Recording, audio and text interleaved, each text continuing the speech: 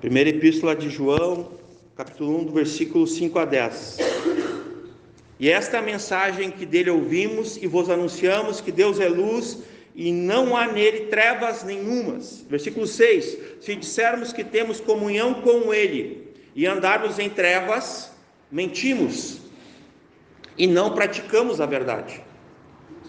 Mas se andarmos na luz, como ele na luz está, temos comunhão uns com os outros, e o sangue de Jesus Cristo, seu Filho, nos purifica de todo o pecado. Se dissermos que não temos pecado, enganamos a nós mesmos, e não há verdade em nós. Versículo 9. Se confessarmos os nossos pecados, ele é fiel e justo para perdoar os pecados e nos purificar de toda injustiça. Versículo 10 e último. Se dissermos que não pecamos, fazemo-lo mentiroso, e sua palavra não está em nós. Podei-vos assentar, amados.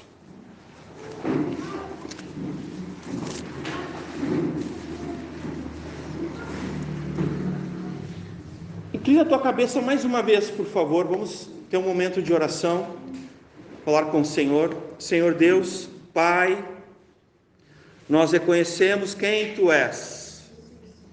Tu és o único Deus e Tu és luz. E não há verdade fora de Ti, pois Tu também és a verdade em Cristo Jesus, o Filho que és Deus. E o Espírito Santo, que é Deus, que nos conduz a toda a verdade, que está aqui essa noite sobre nós, a Sua amada igreja, para nos santificar pela verdade. Nós pedimos, fala conosco e ilumina todas as nossas trevas.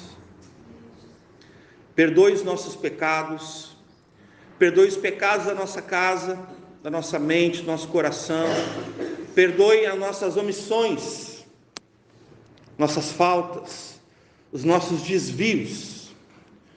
E nós reconhecemos essa noite quem Tu és, reconhecemos ao Senhor, o único Deus verdadeiro, e a Jesus Cristo a quem nos enviaste e nos deste a vida eterna. E nós sabemos que quando reconhecemos ao Senhor conforme a Tua palavra, o Senhor endireitará as nossas veredas. Oramos e pedimos que a Tua palavra, que é uma espada poderosa de luz, venha nessa noite dividir a nossa carne e espírito de forma tal que nós possamos cada vez mais andar em espírito santo, irrepreensivelmente para a glória do Teu nome. Em nome de Jesus oramos e já Te agradecemos pela fé. Amém. Irmãos, algumas coisinhas antes de nós entrarmos na exposição da palavra de Deus. Eu vou continuar fazendo as indicações.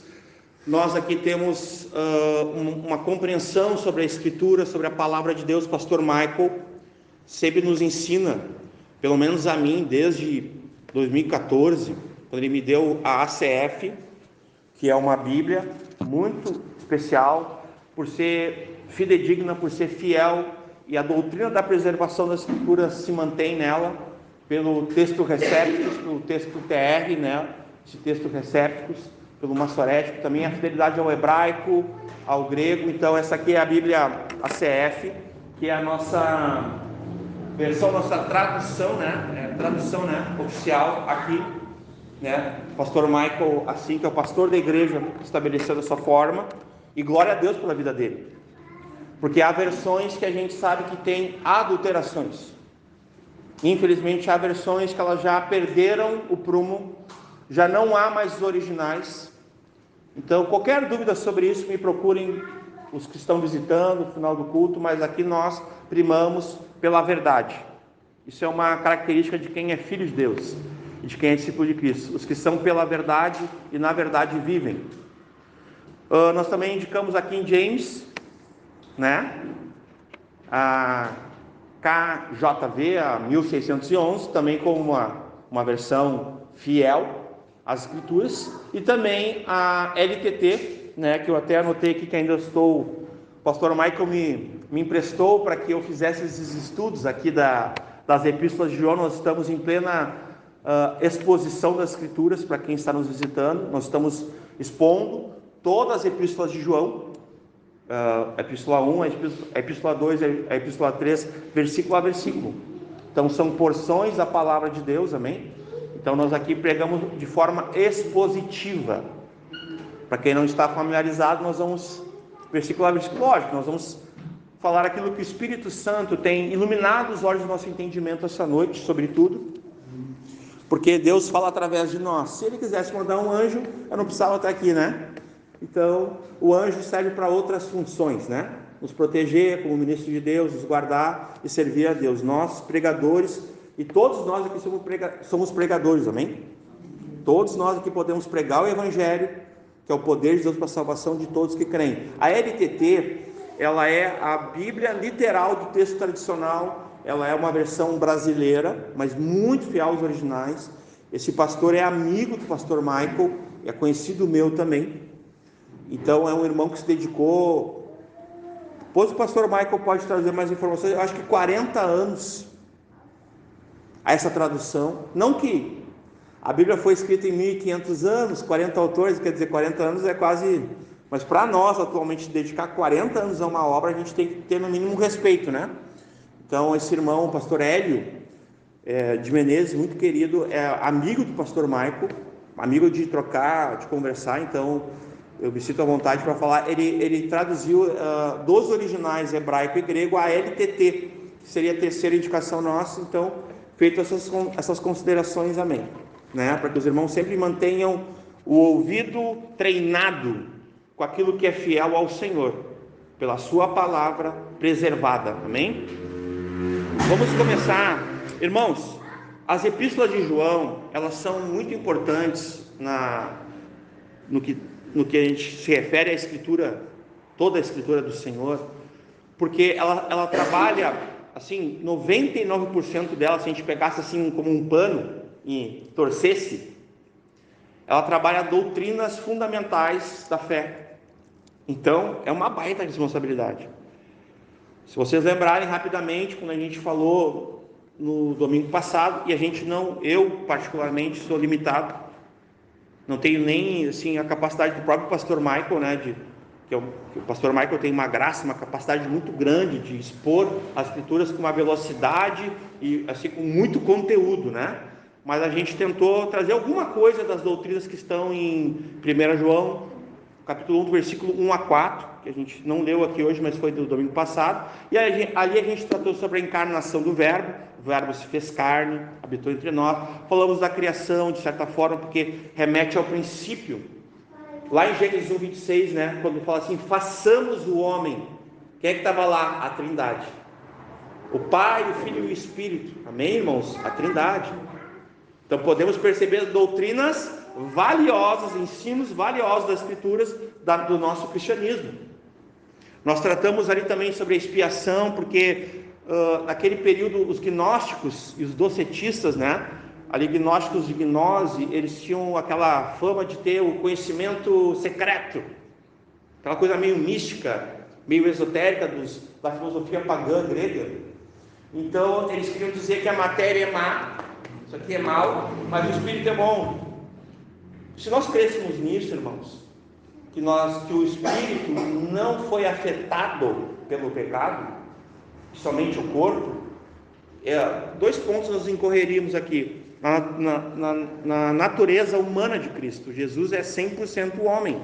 Nós lemos os textos, os irmãos estão lembrados, para provar, segundo as Escrituras, que Jesus é o quê? 100% homem. Mas Jesus também é o quê? 100% Deus. E eles não aceitavam isso, os gnósticos e os docetistas. Docetistas é do Doquel. Ali tinha um homem chamado Cerinto, e esse homem era um herege assim, de marca maior. Nem se fala mais isso, né? Depois eu explico para quem não entendeu. Marca maior é alguém um herege bem herege, né? E esse herege, ele disse que, do Doquel, que Jesus só aparentava, que era tipo um fantasma, né? Ele só aparentava que era um homem, mas ele não era um homem. Ele era tipo um ser divino, né? E a gente leu os textos aqui, a gente leu inclusive um texto de Lucas, que Jesus falou assim, ó, um espírito não tem carne e osso, olhai para mim, tocai, vede. Vocês lembram? Nós lemos esse texto? Então, só para nossas recordações, isso tudo foi visto domingo passado, isso está no nosso canal, né, Carol? A Carol cuida lá para nós. Mas como eu falei, a gente não consegue esgotar um assunto tão amplo, de doutrinas tão importantes, tão fundamentais, porque se os gnósticos, os docetistas, tivessem certo, então Jesus não morreu e não ressuscitou na cruz. Se Jesus não era homem porque a matéria era má, está entendendo? Então Jesus não morreu na cruz e não ressuscitou. E a gente leu aqui o texto, lembram? 1 Coríntios 15, que dizia lá, notifico-vos, irmãos, que Cristo morreu segundo as Escrituras, e ao terceiro dia foi sepultado, mas ao terceiro dia ressuscitou segundo as Escrituras. Nós lemos lá em 1 Coríntios capítulo 15. E teve provas ali, teve Cefas que viu Pedro, teve os 12 que viram, depois teve 500 irmãos viram, depois toda aquela geração tinha a informação que Jesus realmente existiu, né?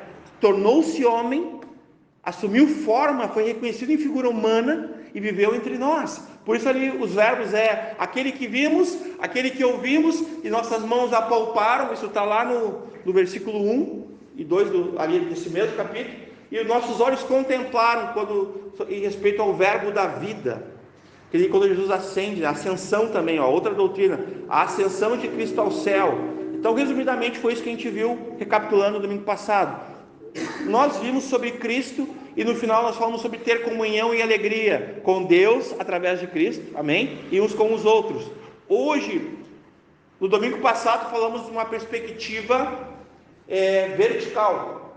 É vertical, né? Vertical.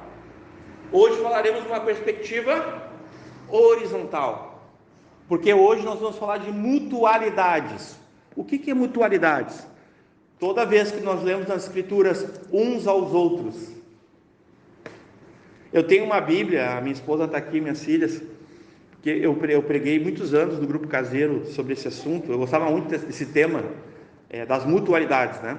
Que eu tenho uma Bíblia que eu fiz todo um estudo nela de todos os uns aos outros. Eu indico que os irmãos façam uma hora, na leitura anual, né, de toda a Escritura, comecem a marcar todas as mutualidades possíveis, irmãos. Viu lá uns aos outros, vai lá e marca para tu nunca esquecer, porque esses uns aos outros, eles testificam o nosso cristianismo. Se de fato eu sou um filho de Deus e sou um discípulo de Cristo, depende das mutualidades, esses uns aos outros. Porque aquele que diz que ama a Deus a quem não vê, mas odeia e não se relaciona, não tem comunhão com seu irmão a quem vê, esse é mentiroso. E o amor do Pai não está nele, a verdade não está nele. Então isso é um tipo de teste. Exatamente. Então nós vamos falar de provas, de testes pelo apóstolo essa noite. Nós vamos começar hoje do capítulo 1 de 1 João até o capítulo 2, eu tenho anotado aqui, 2:6. Nós não vamos ler isso, mas é só para os irmãos terem ciência, os irmãos que gostam de fazer anotações. Nós vamos falar sobre o teste ou a prova da obediência. Quem gosta de anotar aí? Então lá até 1 João capítulo 2, versículo 6, nós vamos ainda ter mais exposições, até chegar lá, né? Que não é tanto, né? Parece falando assim, parece que é muito, mas não é tanto, deve ser 1 ou 2 encontros ainda. Nós vamos falar sobre o teste ou a prova do meu cristianismo, diga assim comigo, do meu cristianismo sobre a obediência. Por quê? Porque um amigo obedece aos mandamentos, né, César? Nós aprendemos essa semana. Um amigo de Deus obedece aos seus mandamentos. Se tu é amigo de Deus, se eu sou, se nós somos, irmãos, não reparem se eu falar assim, vocês, tu, porque eu estou me incluindo, amém? Nós somos aqui diante da cruz iguais. Ela nos nivela. Somos pecadores que precisam se arrepender dos pecados e se converter dos maus caminhos. Então, às vezes é forma de falar. Só para que os irmãos não se ofendam comigo. Daqui a pouco eu estou falando uma coisa e os irmãos, opa, parece que ele não está se incluindo. Não, me incluo. Sabe por quê? Hebreus 4:12 vai dizer lá que a palavra de Deus viva e eficaz, mais cortantes, né, que uma espada de dois legumes, dois gumes, né? Então, essa espada corta para ir e para cá, ó. Faça assim comigo, ó, para ir e para cá. Então, vocês saibam que é para ir e para cá. Tá cortando para os dois lados aqui, amém, irmãos? Não pense em nada daí que convém sobre o amado servo aqui. Depois eu choro pro pastor Michael, hein? Então, assim, vamos começar então sobre essa prova de obediência. A partir de hoje nós vamos falar algumas coisas sobre isso. Como anda um discípulo de Cristo e um filho de Deus. Eu vou usar essas duas terminologias, tá? Primeiro, irmãos, porque eu acredito que nós temos que ter uma linguagem bíblica. Acreditamos nisso, que nós precisamos ter uma linguagem bíblica o mais, fiel possível. Se você acredita nisso, eu vou dar uma informação para você. A palavra discípulo, que muitas pessoas têm barreira e têm uma visão errada, porque essa é uma visão bíblica. O discípulo, o discipulado, o discipulador é uma visão bíblica, é uma doutrina bíblica. Independente se tu foi machucado, se tu não foi, se tu gosta, se tu não gosta. Então o teu problema é com Deus, é com a palavra de Deus. Ela se encontra 270 vezes na palavra de Deus. A palavra cristão, 4 vezes. 4. A palavra crente, ou uma variação, é a variação que se fala, variante, não sei, dessa expressão, vai aparecer um pouquinho mais de 20. O que eu quero dizer com isso? Se eu tenho uma linguagem bíblica, então eu começo a falar discípulo. Nós somos o quê? Discípulos. De quem? De Cristo. Então, o discipulado é a Cristo, esse é o discipulado bíblico. Fazer discípulos é a Cristo. Então, a gente está falando do quê? De uma ordem bíblica, imperativa. Sejam e façam discípulos. Então, só para fechar esse parênteses. Então, eu vou usar essas terminologias, discípulo e filho. Filho também. Filho de Deus também, que se trata aqui, dessa comunhão. Essa primeira evidência que eu quero falar sobre a questão da obediência do discípulo de Cristo, desse Filho de Deus, eu quero que os irmãos abram comigo em 1 João 2,22. Essa primeira evidência, irmãos, essa primeira prova é uma prova doutrinária, é uma prova bíblica que todo discípulo de Cristo, que todo Filho de Deus precisa ter conhecimento, né? Vamos lá.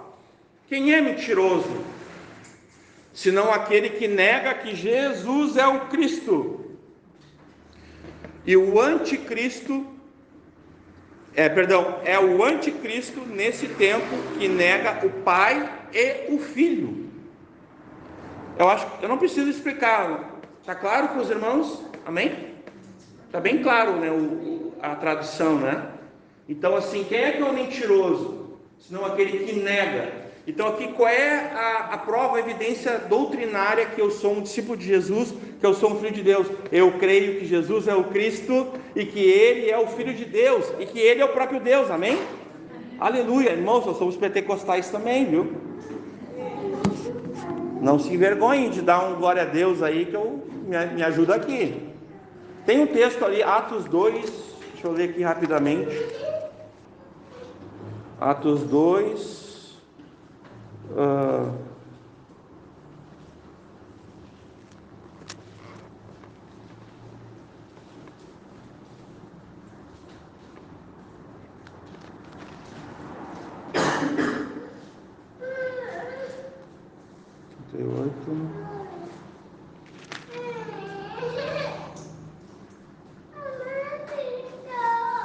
Peraí que me escapou aqui. Esse texto que eu estou procurando aqui, está aqui.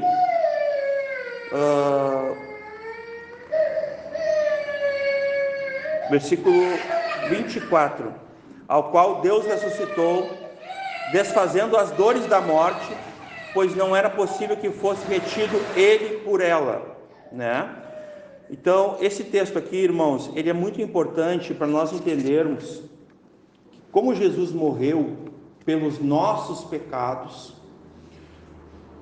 Nós lemos que o pastor Michael pregou lá em Romanos que o salário do pecado é a morte. Então, quando tu morre, nesse aspecto, a morte ela te pega exatamente pelo pecado. É aí que a morte vai te pegar. É como se ela fizesse assim, ó, eu estou aqui, já morri, e a morte vem e me segura para que eu não possa voltar, né? Por causa do pecado. Então aqui nós vimos duas coisas, a gente pode ver tanto a humanidade de Cristo quanto a sua divindade. Não era possível que ele fosse retido por ela. Deus o ressuscitou, desfazendo as dores da morte. Então Deus desfez ali o domínio da morte sobre Jesus. A morte não poderia segurar Jesus, porque a sua vida foi perfeita e irrepreensível, porque ele era a verdade e porque nele estava a plenitude, a imagem de Deus. Mas ele era 100% homem. E olha o que vai dizer o restante do versículo ali, parte B. Pois não era possível que fosse ele retido por ela. Então a vida de Cristo, a comunhão de Cristo com o Pai, ela não pode ser impedida de forma nenhuma. Então em Cristo, ainda que morra, viverá. A ressurreição é garantida. O que quer dizer isso, irmãos? Que em Cristo nós podemos viver plenamente na comunhão com Deus e na comunhão com os irmãos. Nós não podemos ser impedidos, a não ser por uma coisa, que nós vamos estar vendo hoje. Nesse caráter doutrinário ali que eu falei, fica claro que se eu não crer que Jesus é o Cristo, e diz também a palavra de Deus, diz que Deus o fez Senhor e Cristo, lembram? A palavra de Deus vai dizer que Deus fez quem? Jesus, o Senhor e Cristo. Deus o fez Senhor e Cristo. Então, nesse sentido, essa é uma evidência doutrinária. A evidência moral, é uma outra evidência agora de um filho de Deus, um discípulo de Cristo, está em 1 João 2,4. Voltem ali comigo, rapidamente. 1 João 2,4 diz assim: aquele que diz, eu conheço e não guardo os seus mandamentos, é mentiroso, e nele não está a verdade. Então essa prova é uma prova do caráter, da moral, de quem é um filho de Deus, de quem é um discípulo de Cristo. Em terceiro lugar também, a vida cristã, a sua prova, a sua evidência, ela é social, que é uma palavra muito mal empregada. A igreja não é uma ONG, nós conversávamos até sobre isso, né? A igreja não é uma ONG, a igreja não é um hospital, não é, irmãos. Ela pode até aparentar ser, porque ela tem as boas obras para praticar, o amor prático. Mas uma igreja é uma igreja, amém? A igreja é o que a Bíblia diz que ela é, e não o que a gente quer. Eu quero que a igreja seja tipo um hospital, tipo uma ONG, ou tipo um CTG, ou tipo um clube, tipo um escoteiros, tipo, sei lá, uma confraria. Irmãos, a igreja não vai ser o que nós queremos. Da mesma forma que nós não podemos tentar identificar Cristo segundo a nossa inclinação, segundo o nosso desejo. Cristo não é o que eu quero. Falamos sobre isso domingo passado. Jesus, ele é um surfista paz e amor. Não, Jesus não é um surfista paz e amor. Ele é o que a Bíblia diz que ele é, porque ele disse lá em João capítulo 7, a partir do versículo 30 e poucos ali, se vocês crerem em mim, como diz as Escrituras, do interior de vocês fluirão rios de água viva. Quer dizer, nós precisamos crer em Cristo, como diz as Escrituras. Então eu não invento uma ideia de Cristo, ou uma ideia de evangelho, ou uma ideia de igreja. A igreja não é o que eu quero. Então esse é o momento que eu digo para mim mesmo: a igreja não é o que eu quero. A igreja é o que Deus quer, porque a vontade de Deus é boa, agradável e perfeita, e a minha vontade é ruim, desagradável e imperfeita, sim, comparado à vontade de Deus. Então, por mais que eu tenha uma intenção que a igreja seja socialmente relevante, a igreja continua sendo o que Deus diz que ela é, e não o que eu quero que ela seja, porque eu não tenho autoridade e não tenho poder para mudar a igreja de Deus, assim como eu não tenho autoridade nem poder para mudar a instituição da família. A família também, foi o Estado que criou a família, nós temos dito aqui, não foi o Estado. Quem criou a família foi Deus, a instituição divina lá em Gênesis. O homem se une a sua mulher, os dois passam a ser uma só carne, e aí eles têm filhos, que nem lá atrás, ó, uma família inteira lá, ó. Aquilo lá é de Deus, o Estado não pode tocar lá. O Estado não tem autoridade para tocar numa família, irmãos. Para dizer como é que é um casamento, para dizer como é que é a criação de filhos, para dizer, não tem. Nem a relação sexual. A Bíblia fala sobre relação sexual. Paulo vai dar uma aula em Coríntios. Vai dizer para a mulher que não quer ter relação, vai dizer para o homem que não quer ter relação, olha. Uma vez um casal de discípulos foi conversar com a gente falou, irmãos, vamos ler mais a Bíblia, né? Porque tu não manda no teu corpo. Olha aquele papinho de, como é que é? Meu corpo e minhas regras? Aqui não. Bíblia não. Isso aí é feminismo. Isso nem vem de Deus, isso vem no quinto dos infernos. Quem é esse negócio de meu corpo e minhas regras? Lógico que isso não quer dizer que vai ter algum abuso autoritarismo. Somos contra, nós somos pró-vida, irmãos. Somos contra qualquer machismo. Não é o antídoto para feminismo também, porque os dois são no inferno. Mas a Bíblia tem autoridade para dizer como é um homem, como é uma mulher, como é um casamento, como é a criação de filhos, como é uma família, como é uma igreja. A Bíblia tem, não nosso desejo.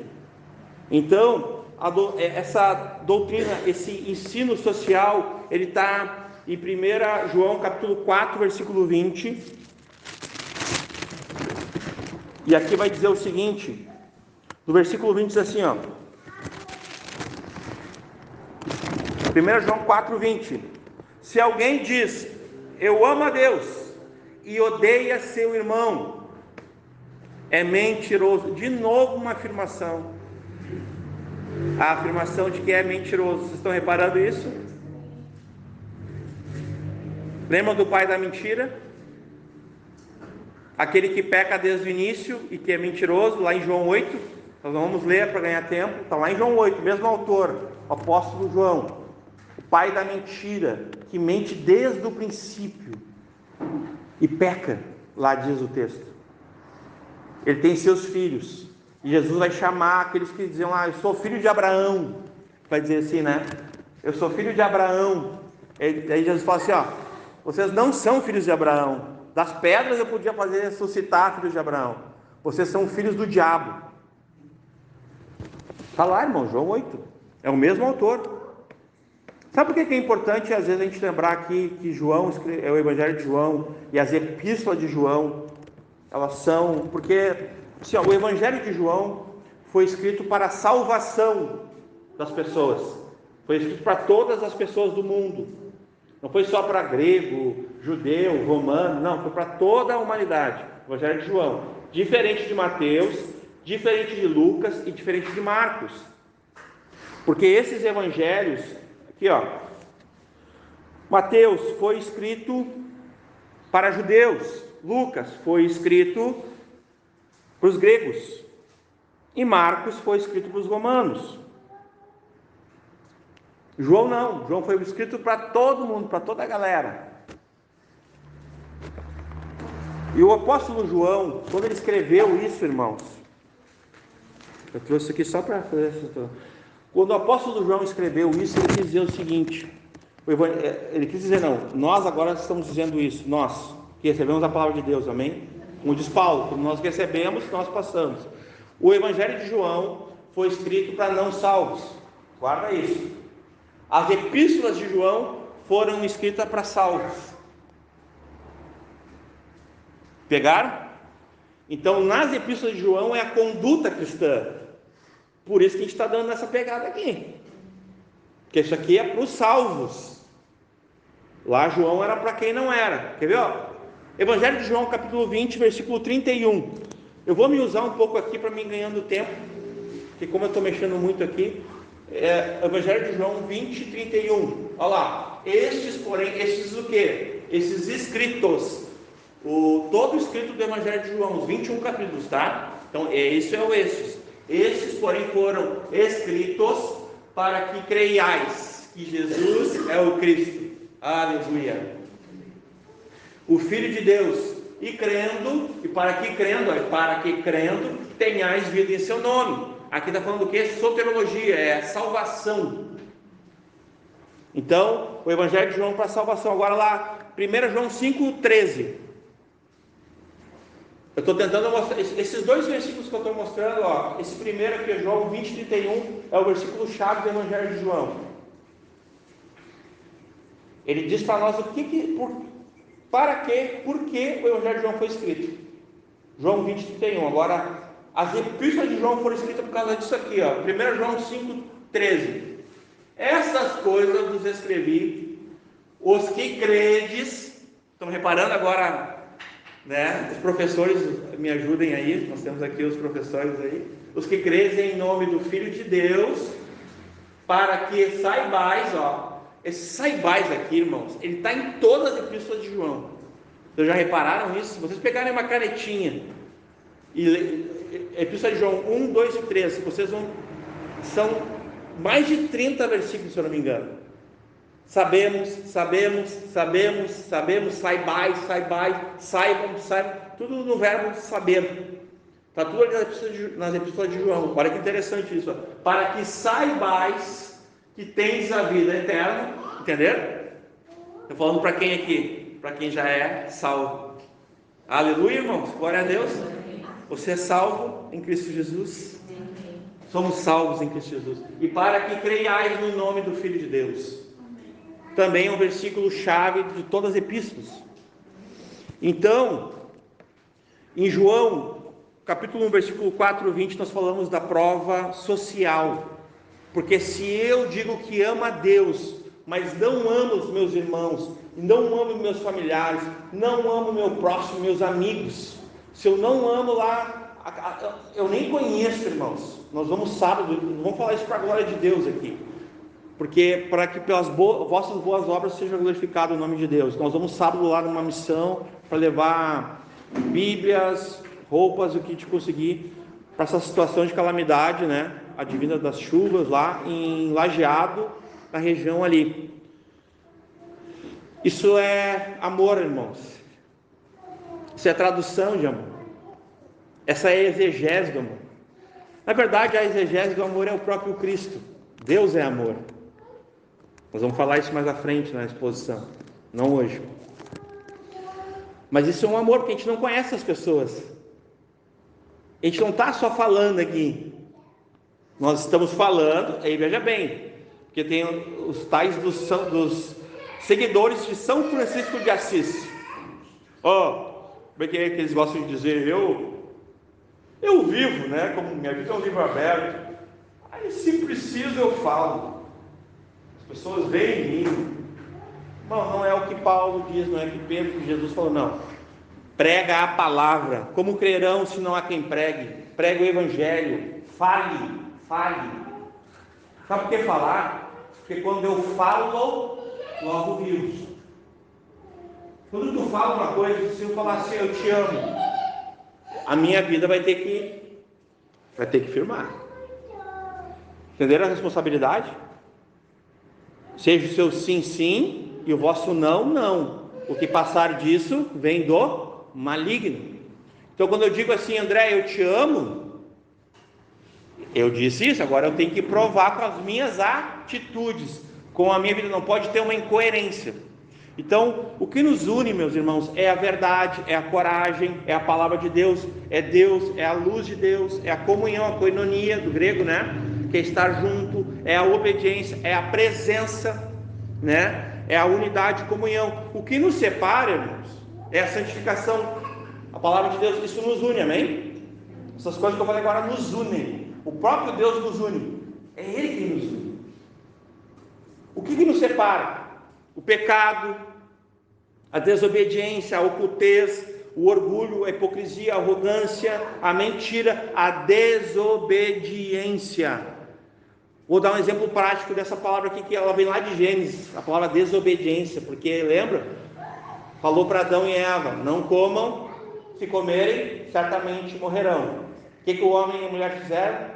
Desobedeceram, daí entrou a rebelião, a independência no coração do homem. Então essa desobediência aqui é a mesma coisa assim. Vou falar uma coisa muito prática aqui.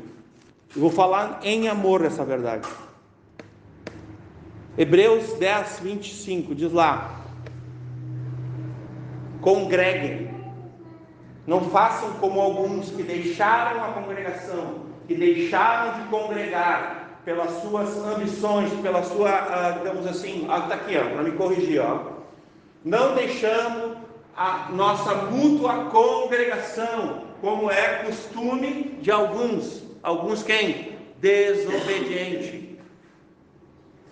Alguns desobedientes. Alguns, como é que se diz atualmente? Desigrejado, não é? Para mim é um novo desviado. Qual é a diferença de um desigrejado e um desviado?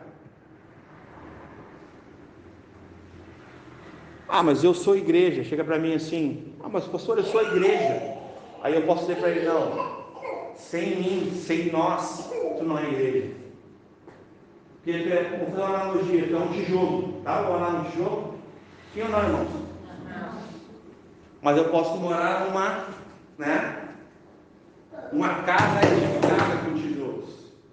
Entenderam a diferença? Então não fica falando que tu é igreja, fica feio para ti, porque tu não é igreja. Nós somos igreja. É o coletivo de Deus, é o nós. Nós somos igreja. Cristo é o cabeça, é o corpo vivo de Cristo, o povo santo de Deus. A santidade é necessária. A santidade, eu falei da unidade ali, santificação nos une. Por quê? Porque eu não sou santo para bater no peito: eu sou o santo. Não, nós somos santos porque o corpo de Cristo é santo, e convém que para que eu esteja no corpo de Cristo em comunhão, eu esteja santificado, em pureza e santificação. Amém, irmãos? Então não é para me ficar batendo no peito: eu sou santo. Não, cara, tu é santificado. É o Espírito Santo te convencendo do pecado, da justiça, do juízo, te fazendo congregar. Então, como é que eu falei aqui para o Adriel ali? Nós somos aqui um bando, vou falar dessa forma aqui, depois os irmãos me perdoem. Nós somos um bando de pecadores arrependidos, e vamos continuar nos arrependendo até que Cristo volte, até Cristo ser formado em nós. Nós temos que nos arrepender dos pecados, nos converter dos maus caminhos, nos voltar para Deus todos os dias da nossa vida. Eu vou lavar o rosto, eu tenho que lembrar do batismo, já diria Martinho Lutero. Vai lavar o rosto, lembra do teu batismo. Só que o problema, depois o Lutero vai dizer uma coisa muito interessante. A Duda levou essa na escola dela, né? Tipo, o problema de Lutero é que quando ele matou lá nas águas o eu dele, o homem dele, ele descobriu que o danado aprendeu a nadar, né? Aí complicou tudo, né? Então, irmãos, nós somos novas criaturas, santificados pelo vosso nome, pelo nome de Deus, onde Ele governa, né? Onde vem o seu reino, vem a sua vontade, o seu governo, é tudo dele, por Ele, para Ele, nesse sentido. A igreja é dele. Aqui nós somos, o pastor Michael serve aqui, que é o pastor aqui dessa igreja, o pastor Michael Scherer. Hoje ele não está aqui, nosso amado, né? Um guerreiro do Senhor, um homem comprometido com o Evangelho. O pastor Michael é um servo de Deus, está cooperando com Cristo, com a sua igreja.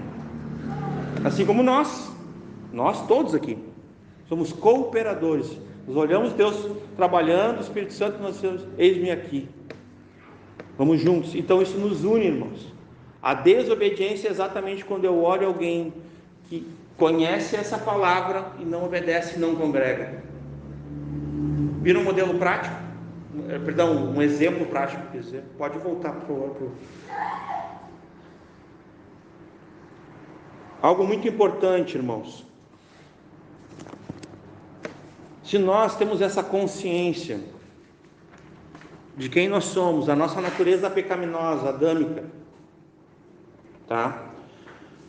Nós vamos ser trabalhados nesse período da exposição de Romanos, porque é de forma prática. O Evangelho de João, ele foi escrito numa situação bem interessante, né? A ênfase de João, como eu falei, é a salvação, é numa história mais passada da vida de cada um de nós. Ali Cristo morreu por nós, o Verbo, ele se fez carne, tabernaculou, habitou entre nós. Já as epístolas de João é uma ênfase na santificação no tempo presente, a história presente da nossa vida. É quando Cristo vive em nós, e nós vivendo dessa forma, né? Nós podemos ter para a glória de Deus, nós podemos ter a atenção que o Senhor vive em nós, e não é nós mais que vivemos. Já pensou não chegar nesse nível, irmãos? O apóstolo Paulo, né? Eu sou o último dos apóstolos, o 12º. Aí quando foi falar que ele era pecador, eu sou o principal dos pecadores. Mas lá na maturidade, quando ele estava com muito já, no final da vida dele, ele falou assim, miserável homem que sou. Viu como mudou? Vocês estão entendendo? A fala dele mudou. Porque lá no início ele era um dos apóstolos, não sei o quê. Mas no final da vida dele, como é que era, irmãos? Miserável homem que sou. Depois no final, não sou mais eu quem vivo, é Cristo que vive em mim. É assim que um cristão vive. Ele se humilha como Cristo. Tende em vós a mesma atitude que houve em Cristo Jesus, pois mesmo sendo Deus, não julgou com usurpação ser igual a Deus, não agiu dessa forma, mas antes a si mesmo se esvaziou, assumindo forma de servo, sendo reconhecido em figura humana como homem, se humilhou, sendo obediente até a morte, e morte de cruz. Irmãos, o pecado vai estar conosco até Cristo voltar, porque nós fomos salvos, nós estamos sendo salvos e nós seremos salvos. Então, quando esse autor aqui, ele escreveu 5 livros, João, ele escreveu com a ênfase na salvação, na história passada, Cristo morreu por nós, o verbo se fez carne. Nas epístolas a ênfase é na santificação, a experiência presente. Cristo vive em nós agora, né? Então ele está vivo em nós, o verbo se torna real nos nossos dias, a palavra. Em Apocalipse, que é do mesmo autor, o pastor Michael já expôs, né? Não sei se é aqui, mas eu lembro que ele expôs uma época que ele mandava para mim, preciosa, recomendo. A ênfase de Apocalipse é uma ênfase no futuro, na glorificação, quando nós seremos de uma vez por todas livres da natureza pecaminosa, irmãos. Não haverá mais enfermidade, doença, morte, porque nós teremos vida eterna, glorificação lá em Apocalipse. E aí nós temos uma esperança futura.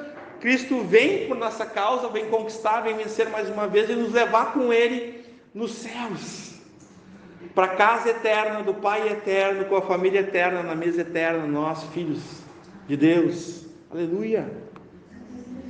Então dessa forma, irmãos, até que Cristo venha nós vamos pecar, eu sou um pecador, mas qual é a solução para isso, irmãos? É a santificação. Preste muita atenção nisso. Você que está anotando aí, anote isso aí que eu vou falar agora. O problema para o eu é resolvido com a cruz. Vou repetir. Como é que tu resolve a questão do teu eu? A cruz. Lembra Jesus? Quem quiser vir após mim, a si mesmo se negue, tome sua cruz. Perca a vida por amor de mim, do Evangelho, renuncia tudo quanto tem. Se tu não renuncia tudo quanto tem, tu não pode ser meu discípulo. Quem amar seu pai, sua mãe, sua esposa, seu filho, mais do que a mim, não pode, não é digno de mim. Amados, essas são palavras de Cristo. Quem quiser achar, perder, vai perder. Mas quem perder a vida por amor de Cristo, do Evangelho, vai achar, vai salvá-la. Porque Ele é o Salvador, se Ele for o Senhor. Se Ele não é o Senhor, Ele não é o Salvador. Opa, ó o pastor aí. Não, exatamente. Se Ele não é teu Senhor, Ele não é teu Salvador. Ele só salva os seus, é só os dele. Então nesse aspecto, irmãos, para o problema do eu pecador, qual é a solução? Comigo, a cruz. Para a solução dos pecados, dos atos pecaminosos, qual é a solução, irmãos? O sangue. O sangue, irmãos. Nós cantamos hoje aqui, o sangue de Cristo. Essa é a solução para os nossos pecados, o perdão, através do arrependimento, da confissão de pecados, do reconhecimento do pecado, de confessar o pecado, de abandonar o pecado, para alcançar a misericórdia de Deus em Cristo. A expiação, né? Foi visto lá no início também, a doutrina da expiação aqui nessa carta, que é onde o sangue de Jesus nos purifica, Ele nos santifica, Ele nos salva. de nós mesmos, nos salva do pecado, nos salva do mundo maligno e nos salva de Satanás. Aleluia, irmãos. Glória a Deus. Então, baseado nisso, irmãos, a gente já vai dando aqui uma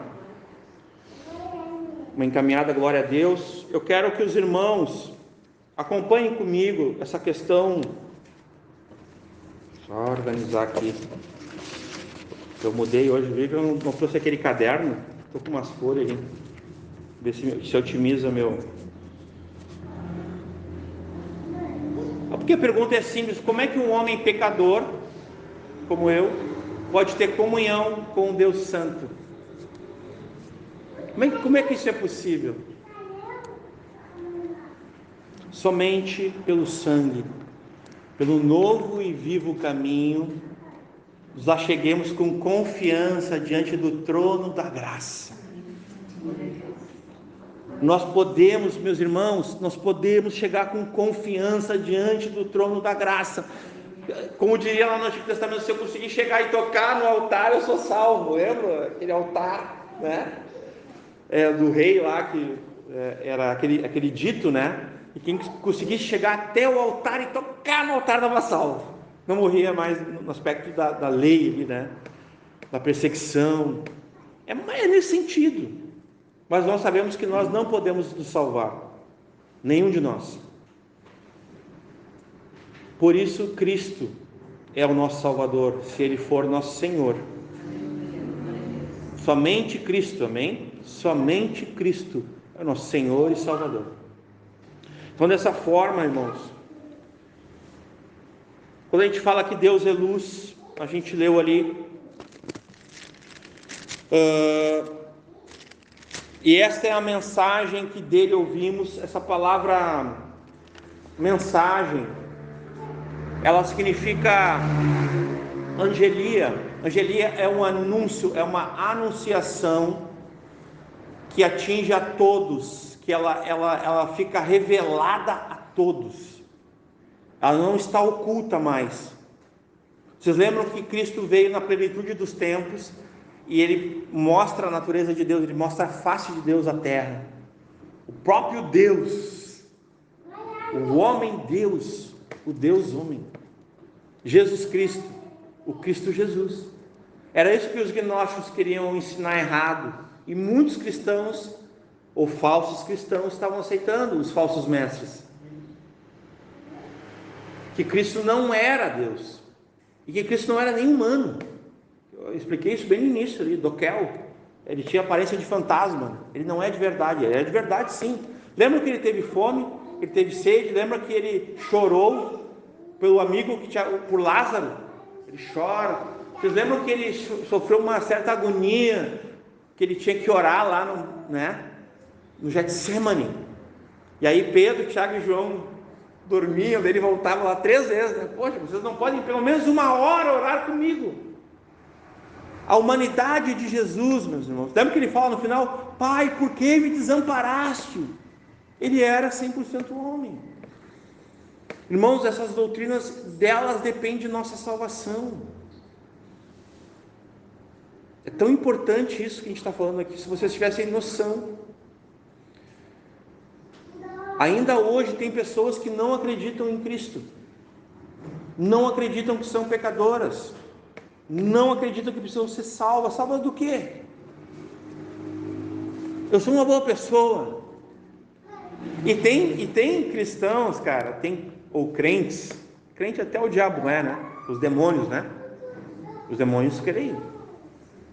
Eles dizem assim, eles olham lá pro irmão Flávio. Não tem um Flávio. Eu não conheço nenhum Flávio, eu conheço, agora não lembro. E dizem assim: aquele Flávio lá, aquele cara é um homem, é um bom homem, só falta Jesus. Só falta Jesus, irmãos. Jesus é tudo. Jesus é o tudo de Deus. Que papo é esse que só falta Jesus, irmãos? Quem é tão bom assim? Para a gente olhar assim, o Flávio cara, só falta Jesus. Pô, tu está apequenando Jesus. Na verdade, quem está errado é tu, né? Sou eu que estou errado em pensar que eu estou apequenando Jesus de uma forma, como se Jesus fosse, sei lá o que, muito bom, um complemento, né? Irmãos, a gente não associa Jesus, ele não é um complemento de nada. Jesus é tudo, ou é nada. Se Jesus não for tudo, ele é nada. Para quem não crê. Porque para quem crê, nenhuma prova se faz necessária, como nessa época aqui. Mas para quem não crê, talvez nem todas as provas sejam suficientes. Uau! Tem pessoas que não creem. E essas pessoas estão a passos largos para a petição eterna para o inferno. Isso, aqui nessa igreja a gente fala de inferno. Fala de pecado, aprendi com o pastor Michael. Aqui a gente realmente acredita no que a Bíblia diz. Se as pessoas não se arrependerem dos seus pecados, não quiserem a porta, né, que Cris me falou, a porta estreita, porque lá no texto da porta estreita, da porta larga, diz que poucos passarão pela porta estreita. A gente viu esse detalhe, né? Mas muitos passarão pela porta larga. Então esse mundanismo, esse subjetivismo, esse relativismo, né, as psicanálises, irmãos, as filosofias, a teologia liberal, irmãos, teologia liberal, ela já está no meio das igrejas.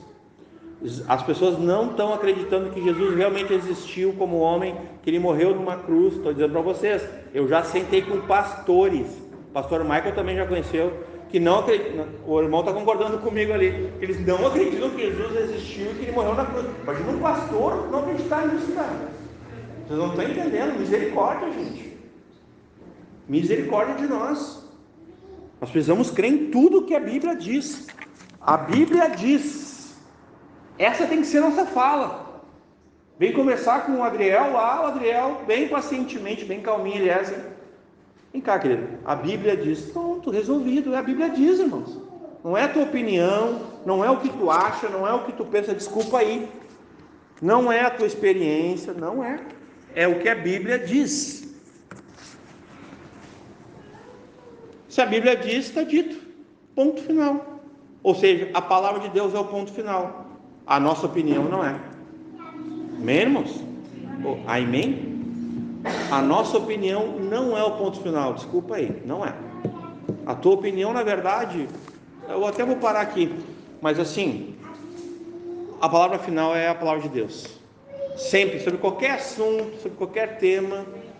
Então Jesus não é um complemento, Jesus é o Senhor.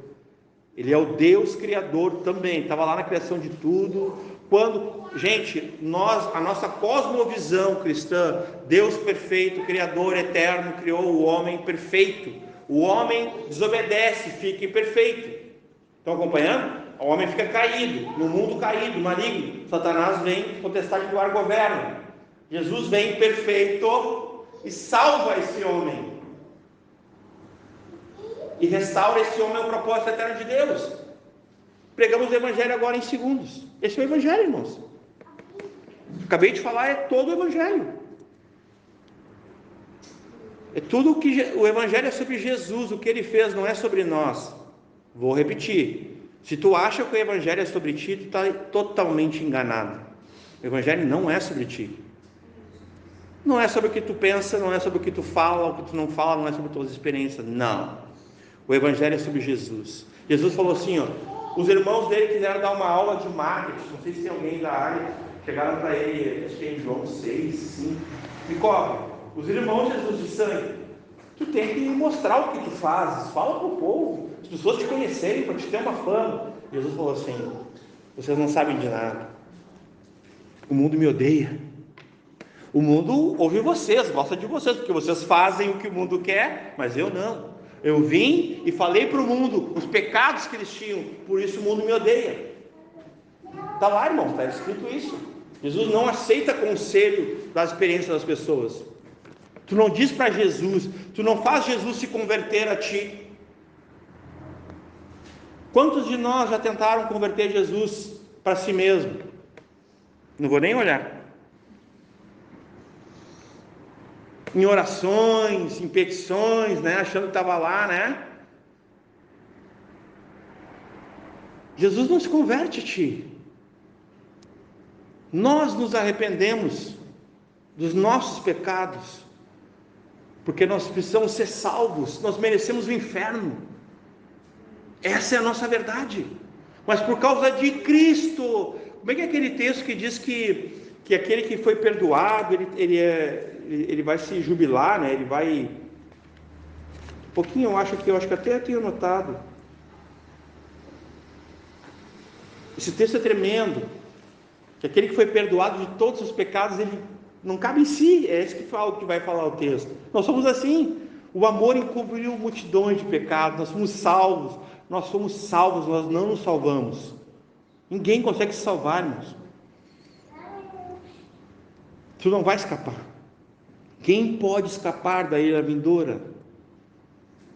Isso não fala de muito amor, isso fala de muito amor, irmãos. Ou tu acha que não é amor tu ter coragem de chegar, porque a Cláudia ali vai evangelizar, conhece lá o maninho vizinho, vai chegar lá assim: maninho, para com essa vida, maninho, te volta para Deus, te arrepende, tu está indo para o inferno. Isso não é amor. Se isso não é amor, o que é isso então? Ter coragem de chegar no outro: stop, para, tu está na ponta do abismo, né, do precipício, tipo assim, tu está vendo, olha só como nós somos, irmãos, tu está na ponta de um lugar, tu está vendo a pessoa vai morrer, é um caminho de morte, e às vezes a gente não fala nada, a gente não fala a verdade, porque Deus é luz, Deus é verdade. As pessoas vão ser iluminadas das suas trevas se nós, que fomos iluminados das nossas trevas, permitimos que isso chegue às pessoas. Então, nesse sentido, versículo 5, esta é a mensagem. Irmãos, o que contém na mensagem, a parte mais importante desse texto é o que contém na mensagem, é Cristo. É a sua vida, a sua obra, a sua ordem, o que Ele é, o que Ele fez, porque o Evangelho é sobre Cristo, Christos, o ungido de Deus, o Messias, a promessa salvadora. Esse é o conteúdo do Evangelho. Por isso que o Evangelho é o poder de Deus para a salvação de quem crer. Porque quem crer, ouviu. A fé vem pelo ouvir. E ouvir o quê? A palavra de Cristo. Então, dessa forma, nós anunciamos a mensagem que dele ouvimos. Dele quem? Cristo Jesus. Nós ouvimos, então nós anunciamos essa mensagem. Para quem, irmãos? Para uns aos outros. E eu anuncio como? Falando também, pregando também. Mas eu anuncio servindo, eu anuncio amando, eu anuncio me importando, eu anuncio às vezes com uma ligação, irmãos. Às vezes a pessoa está lá no dia assim, ó, debaixo de mau tempo, assim. Como é que o Senhor Jesus falou? Cabe a cada dia o seu próprio mal, Jesus falou, né? Cada dia tem o seu próprio mal. Aí tu liga lá para o irmão, a Bia vai ligar, como é que é o nome da irmã? A Daniela, a Bia vai ligar para a Daniela, eu estou aqui, estava orando hoje de manhã, trabalhando, a Bia trabalha numa escola, o Espírito Santo me lembrou de ti, comecei a orar por ti, está tudo bem? A Daniela sabe porque ela recebeu a ligação, e a Bia sabe porque Deus mandou ela ligar. Elas não sabem exatamente o que é, mas aí é que está. Isso é amor. Isso é amor, gente. São os atos de amor, é a prática do amor, quando tu te importa, quando tu te interessa. O maninho não veio no culto? E aí, maninho? Tudo bem aí? Como é que tá aí? Aí vem o outro lado, né? Tudo bem. Cara, essa resposta, sério, eu estou falando como pastor. Pensa numa resposta que um pastor ama, é essa resposta do tudo bem. O pastor não quer que tu esteja mal, não entende errado. O pastor quer que tu diga a verdade. Vou repetir. O pastor gosta de ouvir a verdade.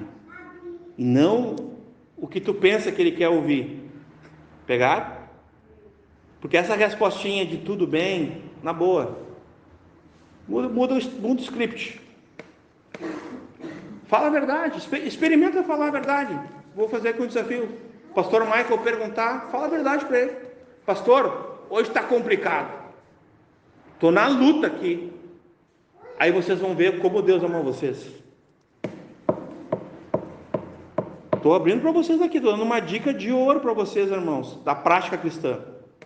Parem de falar mentiras. Vou repetir, parem de mentir.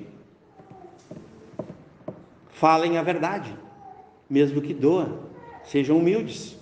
Diga, não estou bem. Esse dia uma irmã, eu mandei uma mensagem lá e mandou, hoje eu não estou bem, estou com dor de cabeça, tal. Vamos orar. Parei na hora, fui orar e tal. Depois, estou melhorando. Isso é amor. Essa é a verdade, isso é a luz que dissipa as trevas. Irmãos, as trevas são oriundas do pecado. O pecado, ele alterou toda a humanidade. Por causa do pecado, a gente tem abrolhos, a gente tem capim, inso, mato, afetou tudo, vocês entendem isso? Veio a dor, veio o cansaço, tudo por causa do pecado. Ele afetou a humanidade toda, o mundo todo. O que vai nos libertar dessas coisas, inclusive das enfermidades, olha o que eu estou dizendo, é a verdade, é a luz, irmãos, que dissipa as trevas. Diga a verdade. Fale como você está se sentindo. Porque se andarmos na luz, como Ele está na luz, vamos lá. Deus é luz e nele não há trevas nenhumas, não há ocultez. Trevas, irmãos, aqui trevas do grego, tá? Escótia é o seguinte, é ocultez. Ocultez é o seguinte, alguém que vive no oculto, a pessoa não fala a verdade, a pessoa não se expõe, ela está lá, sendo oprimida por Satanás, sendo oprimida pela culpa do pecado, mas ela é orgulhosa, ele é orgulhoso, não fala a verdade. Então isso é trevas, irmãos. Só que isso não existe em Deus, isso não existe na comunhão, isso não existe na igreja, a não ser por quem está vivendo falsamente. Essa é a verdade bíblica. Os falsos, os que não são, vivem assim. Os que são não vivem assim.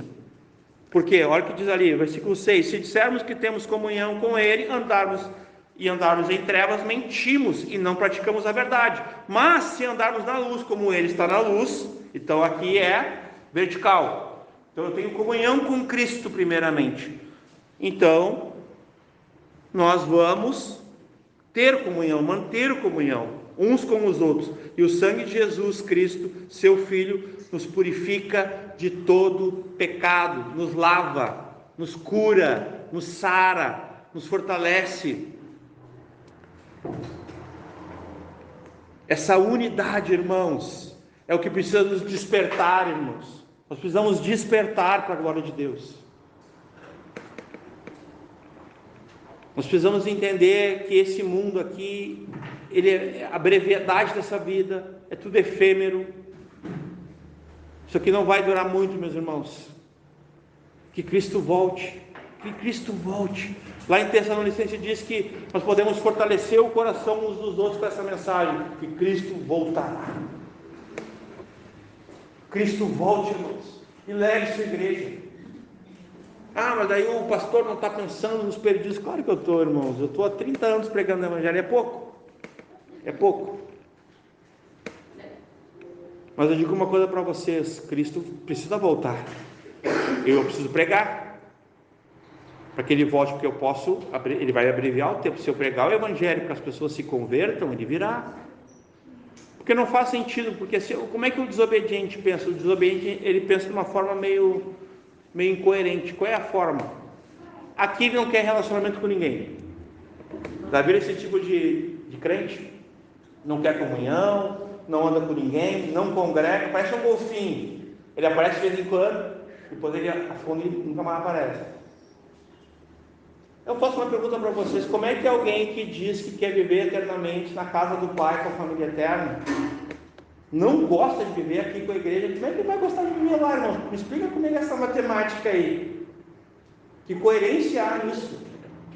Tu não gosta de ter comunhão aqui, tu não gosta de congregar, tu nunca está junto, mas daí, quando Jesus voltar, estamos juntos. É isso mesmo? Será que vai rolar? Aqui diz o que eu estou falando, quer ver? Se dissermos que temos comunhão com Ele e andarmos em trevas, mentindo, olha aqui de novo, mentindo, em trevas, não praticamos a verdade. O 7, mas se andarmos na luz, como Ele está na luz, temos comunhão uns com os outros, e o sangue de Jesus Cristo, seu Filho, nos purifica de todo pecado. Se dissermos que não temos pecado, enganamos a nós mesmos, e a verdade não está em nós. Irmãos, eu começo enganando a mim mesmo, depois eu quero enganar meu próximo. Pega essa série aí, ó. Eu começo enganando a mim mesmo, depois eu quero enganar meu próximo, e por último, mais grave de tudo, eu quero enganar a Deus. Onde é que está isso? Vamos lá. A partir do 8, se dissermos que não temos pecado, enganamos a nós mesmos, e não há verdade em nós. O 9, mas se confessarmos os nossos pecados, Ele é fiel e justo para nos perdoar os pecados e nos purificar de toda injustiça. Se dissermos que não pecamos, fazemo-lo mentiroso, e sua palavra não está em nós. Aqui, nesse versículo, nós estamos tentando enganar a Deus, como se Deus não fosse onisciente, lembra? Deus é onipotente, onisciente, né? E onipresente.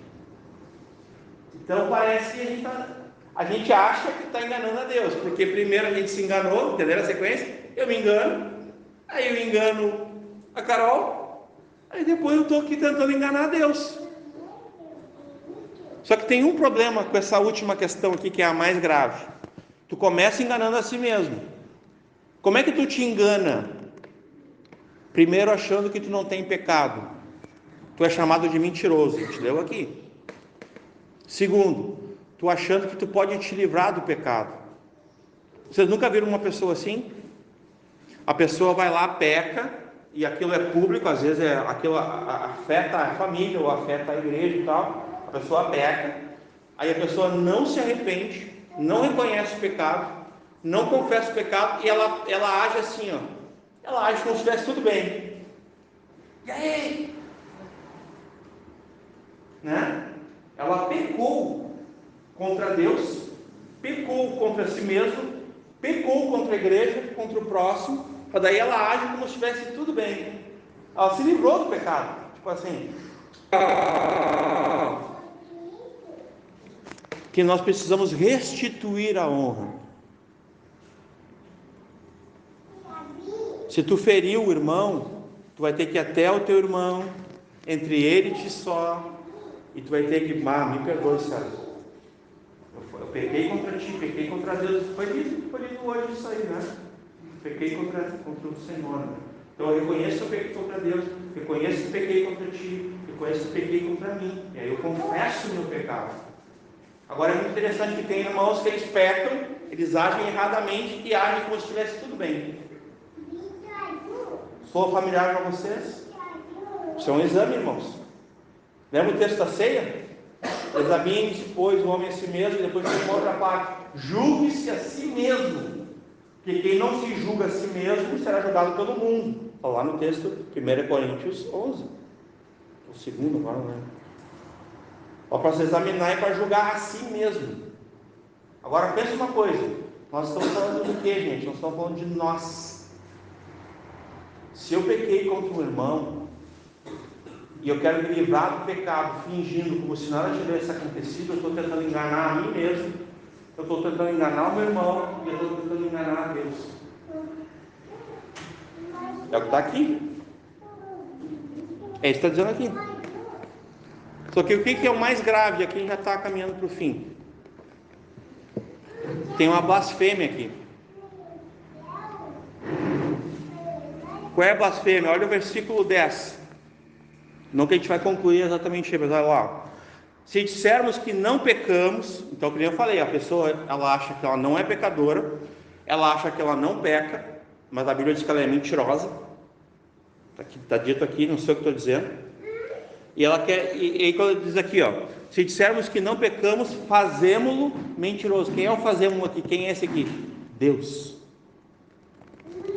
O que a Bíblia diz sobre Deus? Que Deus é luz, Deus é amor, Deus é justiça, é o justo juiz, que Deus é santo, santo, santo.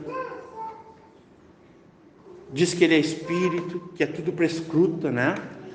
A Bíblia fala sobre Jesus, irmãos, Deus é luz, tá? É sobre Deus, no caso aqui, sobre a Trindade. Abram comigo bem rapidinho aqui, ó, Apocalipse 22. Aqui a gente já está se encaminhando. Olha o que a Bíblia fala sobre Deus aqui, sobre essa questão da luz, tá? Apocalipse 22, versículo 5. Diz assim: ali não haverá noite, e não necessitarão de lâmpada, nem de luz do sol. O que vocês acham? Meio diferente, né? Porque o Senhor Deus os ilumina e reinarão para todo sempre. Então pega essa partezinha ali, ó. Porque o Senhor Deus os ilumina. Para quem não prestou atenção aí, olha só que interessante. Apocalipse 22, 5. E ali não haverá mais noite, e não necessitarão de lâmpada e nem da luz do sol. Vocês estão entendendo, irmãos? A gente está lendo aqui. Glória a Deus. Vocês estão entendendo quem é o nosso Deus? O nosso Deus não precisa do sol, não precisa de lâmpada, não precisa de luz. Vocês estão entendendo? Ele não está falando sobre a luz dele, ele é a luz. Mas aqui nesse texto está dizendo que ele é além. Vocês estão entendendo? Olha o que diz aqui, ó. Porque o Senhor Deus os ilumina. Irmãos, não tem uma palavra para isso aqui no vocabulário grego, hebraico, português. Não tem. A glória de Deus não precisa. O atributo de Deus, é um Deus glorioso, é um Deus que ilumina a eternidade. Ele não precisa da luz do sol, e nem de lâmpada, nem de luz. E isso não há vocabulário para isso, falta para nós entendimento. Amém, irmãos? Que nós possamos nos examinar, irmãos. Nós precisamos entender que se confessarmos os nossos pecados, Ele é fiel e justo. E glória a Deus, porque nós podemos confessar os nossos pecados para Ele todos os dias, todos os momentos, né? Em oração, dirigindo, no banheiro, dormindo. Às vezes tu acorda, tu está pensando muito lá no Lucas, vai orar pelo Lucas. Os mais velhos sabem disso, como é que funciona. Quando tu acorda pensando em alguém, vai orar por aquela pessoa. É o Senhor te acordando como um vigia, como um vigilante, para edificar, para orar pelas pessoas. E nós precisamos lembrar que o nosso Deus é luz, que nada fica oculto. Amém. Que nós podemos juntos, assim como uma criança, né? Eu tenho certeza que quando o pai diz assim, filho, vem, ele obedece. Ele vem pelo caminho que o pai chama. Tipo assim, o pai diz assim, ó, filho, vem, ele vem aqui retinho, assim. Ele não vai sair para lá. Às vezes tem umas crianças que fazem isso, mas isso é a natureza nossa, né? Mas tipo, normalmente o filho, ele vem exatamente, eu sei porque eu tenho duas. A minha pequena já está com 7, né? Mas ela vem retinho. E Jesus falou do reino de Deus e os pequeninos, hein, André? A Aninha, hein? Cara, tu vai ver tanto a glória de Deus, André. Quando tu pegar, tu vai, cara, ali, tu vai ficar sem palavras, sem respirar, mas depois vai dizer, oh, Deus é bom. Um milagre nas suas mãos, cara. E esse é o nosso Deus, que nos salvou. E o convite, irmãos, é esse. Vamos viver em obediência. Vamos andar na luz. Nós precisamos uns dos outros, irmãos. Vamos andar em verdade. Essa é uma característica nossa aqui. Nós, filhos de Deus, discípulos de Cristo, nós precisamos falar a verdade. O irmão botou, a gente está na era da comunicação, texto, não sei o que. O irmão botou lá uma coisa, texto, não entendeu, bota lá, não entendi. Não está claro para mim, pode me ajudar, pode me explicar. Fale a verdade. Porque assim, pensa comigo, de onde é que vem os mal entendidos? Porque a maior distância entre as pessoas é o mal entendido, já repararam? A maior distância que tu pode ter com um irmão, com uma irmã, não é tu morar aqui e o cara mora lá em Capão Novo, ou lá em Porto Alegre, ou na China. Não é. A maior distância que eu posso ter com a Cris é um mal entendido. Aconteceu alguma coisa, ela não entendeu bem, a gente julga que entendeu, minha leitura, ela fez a dela, pronto, irmão, não tem luz nisso. Da forma negativa, tá? Não há luz nisso. Onde é que está a luz? Quando a gente sentar, ou fez, pá, e ela, pá, falar a verdade, trazer luz por Deus, aquilo vai nos curar, aquilo vai estabelecer perdão, vai justificar, porque é isso que faz. Quem é a verdade? Jesus falou, eu sou o caminho, a verdade e a vida. Ninguém vem ao Pai senão por mim. Então a verdade é uma pessoa. O anunciamos aqui, irmãos, não é uma mensagem qualquer. Aqui é a mensagem de Cristo, o conteúdo é Cristo. Ele é a mensagem. E se nós olharmos para a vida de Cristo, Cristo ele chegou, a primeira coisa que ele fez, ele saiu de um jejum que o Espírito Santo levou ele, aí ele foi batizado, ele foi cheio na presença de Deus. Diz lá em Atos, acho que é 10:38, diz assim, que Deus andou por toda parte fazendo bem, curando a todos os oprimidos do diabo, porque Deus era com ele, ao qual Deus ungiu a Jesus de Nazaré com o Espírito Santo e com o poder, o qual andou por toda parte fazendo o bem e curando a todos os oprimidos do diabo, porque Deus era com ele. Quando Jesus saiu do deserto, irmãos, ele começou a pregar, isso está em Marcos. Quem lembra qual foi a primeira pregação de Jesus? Amando todo mundo, amando, arrependei-vos. Foi assim que ele começou. Arrependam-se, pois é chegado o reino dos céus. E aqui é o convite para nós todos, que nós possamos andar na luz. Isso significa andar em verdade, em comunhão com Cristo, com o Pai, em comunhão uns com os outros. Irmãos, se alguma coisa tem te impedido de ter comunhão com o teu irmão, com a tua irmã, isso não vem de Deus. Se tu parou de falar com o teu irmão e com a tua irmã, isso não vem de Deus. Se tu não fala mais com algum familiar, isso não vem de Deus. Porque se nós andarmos na luz, nós vamos confessar. Confessar é professar. Professar é concordar com Deus. Quando eu me arrependo do meu pecado e eu confesso meu pecado, eu estou dizendo assim, eu concordo com Deus, eu concordo com a sua palavra. Então eu estou abrindo mão da minha posição, eu estou abrindo mão da minha ideia sobre tal coisa, e agora estou sujeitando a Deus, e o Espírito Santo vai me guiar a toda a verdade, que é luz. Então, dessa forma, quando nós confessamos os pecados, nós somos edificados, e nós perdoamos, porque nós somos perdoados. Irmão, quem é muito perdoado é porque é muito amado. E se eu fui perdoado, se eu fui amado, irmão, quem sou eu para não perdoar? Quem sou eu para não amar? Jesus falou, se vocês não perdoarem, vocês não serão perdoados. O nosso Pai não vai perdoar. Isso é imperativo. Isso não é uma opção. Perdoa aí. Às vezes chega no irmão, né? O irmão, tu tem que perdoar. E o irmão diz assim, vou orar. Como assim vai orar?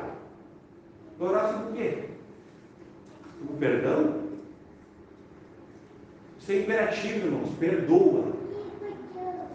Tem que orar, tem que obedecer, tem que praticar. Eu vou orar. Irmãos, fala de Jesus. Eu vou orar. Como assim orar? Fala de Jesus, irmão. Tem umas coisas que não dá para entender muito, né? Vocês entendem? É óbvio que eu estou falando, mas parece que o óbvio não é tão prático. Repararam? Como o óbvio não é tão prático. Fala para o cara que vai entregar a palavra do amor de Jesus, tem que perdoar. Eu vou orar. Aí não, né? Vamos perdoar. Vamos ter comunhão. Porque Porque se nós andamos na luz e temos comunhão com Cristo, nós precisamos ter comunhão uns com os outros, com a verdade, com a luz de Deus, com a autoridade da palavra de Deus, para sermos perdoados. E se tu souber que tu fez alguma coisa para o teu irmão, que o teu irmão está magoado contigo, o André vai lá e diz assim, diz para o gaúcho, eu estou magoado com o maninho, e eu ficar sabendo disso, o caráter de um discípulo, de um filho de Deus, eu vou procurar o André e o gaúcho, vou sentar com os dois, ô gaúcho, me perdoa, não sei o que eu fiz, o que eu falei, você tem que me humilhar e colocar como falho, me perdoa.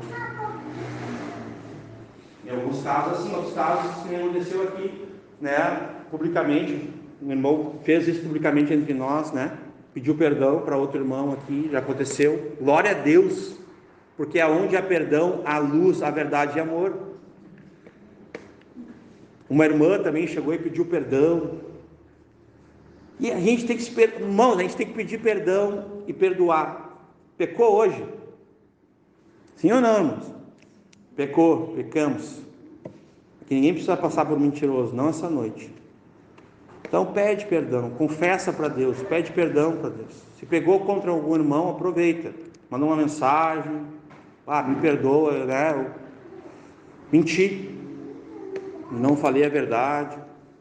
Sabe por quê? Porque isso é salvação. E aqui eu vou terminar, vou até fechar aqui, a escritura já. Conheci um homem chamado Erasmo Garetti, um amigo, um pastor muito querido meu. Faleceu com 94 anos. Eu tive a oportunidade de andar perto dele quase 20 anos, mas depois eu continuei ainda quase 30 anos. E ele tinha uma frase dele que mexe comigo até hoje. O Erasmo, ele dizia assim, pode vir, André, já, até para me ajudar aqui. O Erasmo dizia assim, pecado confessado. Repete comigo isso, irmão. Repete assim, não precisa nem... Fecha os teus olhos assim, mas olha só. Repete. Pecado confessado. Pecado perdoado.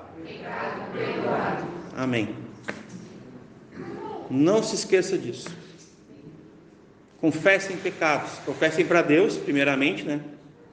E se precisar, confesse para os irmãos, irmão com irmão, e que o Senhor nos dê essa luz.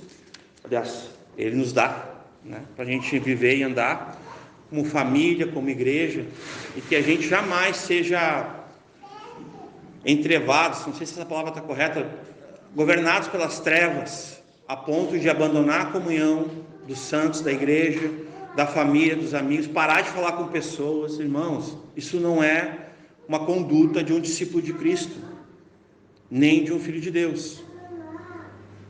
Eu já tive essas dificuldades, viu, gente? De ficar anos sem falar com uma pessoa. Mas eu pude me arrepender. E pude procurar essa pessoa e pedir perdão para ela. O mais interessante, tu fica livre.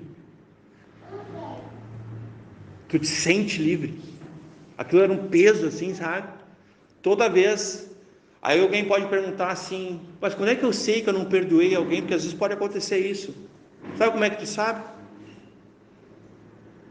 Primeiro, quando tu não ama aquela pessoa. Primeiro, que quando tu é obrigado a fingir quando está com ela. Vai pegando aí. E quando tu pensa nela ou ouve sobre ela, dói. Essas três coisas. Se quando está com ela tu finge, tu não perdoa. Mas veja bem, pecado não é amnésia, viu? Isso é mentira também. Pecado não é amnésia. Pecado é tipo assim, Perdão não é amnésia. Desculpa. Perdão não é amnésia.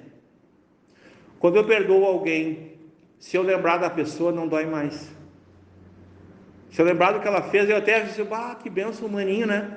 Aquela vez errou feio, mas ele se arrependeu, confessou, pediu perdão, e agora uma benção. Viu?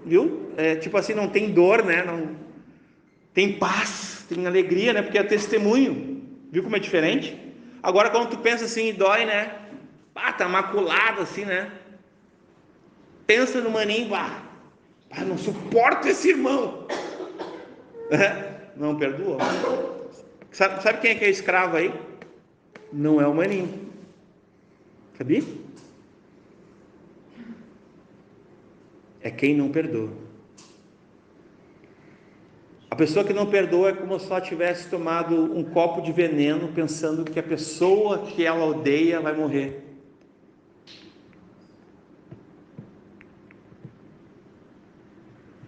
É isso a pessoa que não perdoa. Ela toma o veneno, vocês entenderam? Eu tomo o veneno querendo que a pessoa morra.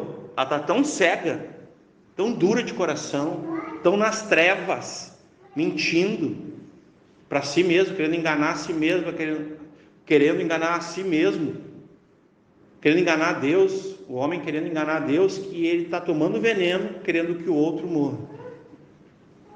Essa é a pessoa que não perdoa. Por que eu falei um pouquinho mais sobre o perdão? Porque do perdão depende a nossa salvação.